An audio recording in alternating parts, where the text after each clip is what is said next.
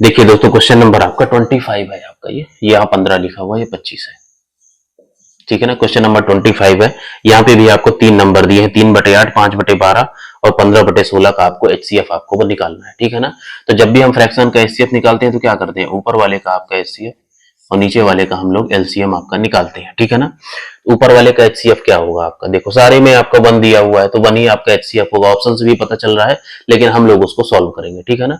देखो 3 को हम लोग क्या लिख सकते हैं, 3 इंटू में 1, 5 को हम लोग 5 इंटू में 1 और 15 को हम लोग 5 गुणे में 3 और गुणे में आपका 1 लिख सकते हैं। ठीक है ना।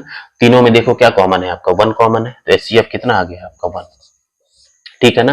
और देखो आपको भी ऐसे ही करना चाहिए। देखो आप एग्जाम में जो है ट्रिक्स का इस्तेमाल करिए। ठीक है ना। एग्जाम्स में लॉजिक लगाइए, एग्जाम में लॉजिक लगाइए, लेकिन जब आप घर में करिए तो पेन पेपर से पूरा पेपर सॉल्व करिए और पूरे आंसर तक सॉल्व करिए। इससे आपकी प्रैक्टिस अच्छी होगी। ठीक है ना।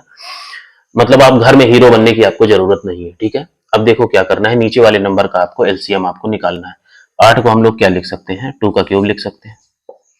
12 को हम लोग 2 का स्क्वायर इंटू में आपका 3 लिख सकते हैं। 16 को हम लोग 2 की पावर 4 लिख सकते हैं। ठीक है ना। एलसीएम में हम लोग क्या करते हैं, जो भी बड़ी पावर होती है उनको उठा के मल्टीप्लाई कर देते हैं। 2 की सबसे बड़ी पावर क्या है आपका, 2 की पावर 4 इंटू में 3 है, 3 की सबसे बड़ी पावर क्या है आपका 3। ठीक है ना। तो बस इनको मल्टीप्लाई कर देना है, तो ये हो जाएगा 16×3 = 48 आपका आंसर हो जाएगा। तो 1/48 आपका बी पार्ट आपका आंसर हो जाएगा। ठीक है ना।